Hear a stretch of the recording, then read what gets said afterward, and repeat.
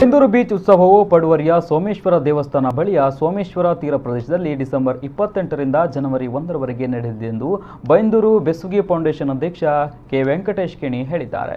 ಬೆಸುಗೆ ಫೌಂಡೇಶನ್ ಬೈಂದೂರು ಮತ್ತು ಸ್ಥಳೀಯ ಪಡುವರಿ ಗ್ರಾಮ ಪಂಚಾಯತ್ ಸಹಯೋಗದಲ್ಲಿ ಪ್ರವಾಸೋದ್ಯಮ ಇಲಾಖೆ ಸಹಕಾರದಲ್ಲಿ ಜನಪ್ರತಿನಿಧಿಗಳ ಸ್ಥಳೀಯ ಸಂಘ ಸಂಸ್ಥೆಗಳ ಪಾಲ್ಗೊಳ್ಳುವಿಕೆಯಲ್ಲಿ ನಡೆಯಲಿದೆ.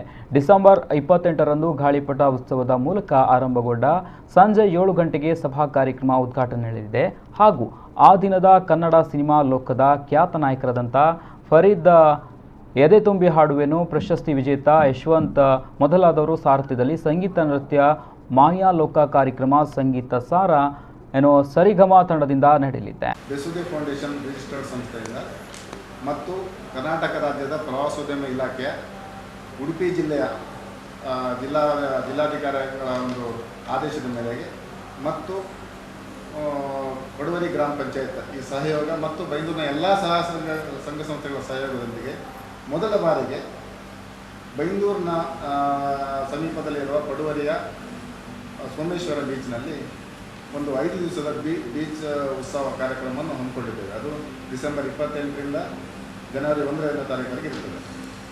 ಈ ಉತ್ಸವ ಖಾಲಿ ಉತ್ಸವಗೋಸ್ಕರ ಉತ್ಸವ ಆಗಿರುವುದಿಲ್ಲ. ಈ ನಮ್ಮ ಪ್ರಾಕೃತಿಕ ಸೌಂದರ್ಯವನ್ನು ಹೊಂದಿರುವ ಈ ಬೀಚನ್ನು ಪ್ರಪಂಚಕ್ಕೆ ನಾವು ಪರಿಚಯ ಮಾಡಿಕೊಡಬೇಕು. ಅದು ಮುಂದಿನ ದಿನಗಳಲ್ಲಿ ಅಲ್ಲಿ ದೊಡ್ಡ ಮಟ್ಟದ ಅಭಿವೃದ್ಧಿಗಳಾಗಬೇಕು, ಸಾವಿರಾರು ಜನರು ಅಲ್ಲಿ ಬರಬೇಕು. ಸುದ್ದಿಗೋಷ್ಠಿಯಲ್ಲಿ ಪಡುವರಿ ಗ್ರಾಮ ಪಂಚಾಯತ್ ಉಪಾಧ್ಯಕ್ಷ ಸದಾಶಿವ್ ಡಿ ಪಡುವರಿ, ಬೈಂದೂರು ಬೆಸುಗೆ ಫೌಂಡೇಶನ್ ಕೋಶಾಧ್ಯಕ್ಷ ಗೋಪಾಲಕೃಷ್ಣ, ಬೆಸುಗೆ ಫೌಂಡೇಶನ್ ಕಾರ್ಯದರ್ಶಿ ಗಣಪತಿ ಮತ್ತಿತರರು ಉಪಸ್ಥಿತರಿದ್ದರು.